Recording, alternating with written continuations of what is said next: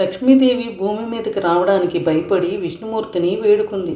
స్వామి, మానవుల వద్దకు నేను వెళ్ళలేను.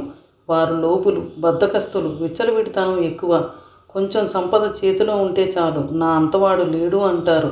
ఇలా ఒకటా రెండా సంపదల కోసం ఏం చేయడానికైనా వెనకాడరు. కనుక నేను వెళ్ళలేను, కనికరించండి అని మొరపెట్టుకుంది. అప్పుడు విష్ణుమూర్తి లక్ష్మీదేవితో ఇలా అన్నాడు. లక్ష్మీదేవి, నువ్వు భయపడకు. నీకు తోడుగా నలుగురిని పంపుతున్నాను. వాళ్ళు రాజు, అగ్ని, దొంగ, రోగం అనే ఈ నలుగురు ఎల్లప్పుడూ నీకు తోడుగా ఉంటారు. ధర్మంగా సంపాదించి దాన ధర్మాలు, పుణ్యకార్యాలు చేస్తూ ఉండేవారికి ఎల్లవేళలా నువ్వు తోడుగా ఉండు. చిన్న చిన్న కష్టాలు వచ్చినా అవి ఎంతో కాలం ఉండవు. ధర్మమే వారిని నిలబెడుతుంది. ఈ ధర్మాన్ని ఎప్పుడైతే తప్పి అధర్మంగా జీవిస్తారో ఆనాడు రాజు వీళ్ళ సంపదని స్వాధీనం చేసుకుంటాడు. ఇది కుదరకపోతే అగ్ని దహించి వేస్తుంది. మొత్తాన్ని తగలబెట్టేస్తాడు అగ్ని.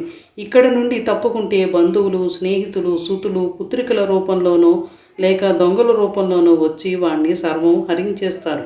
ఇది కూడా కాకుంటే రోగాలు చుట్టుముట్టి చంపేస్తాయి. సంపాదించిందంతా రోగాలకో రొస్తులకో తగలబెట్టేస్తారు.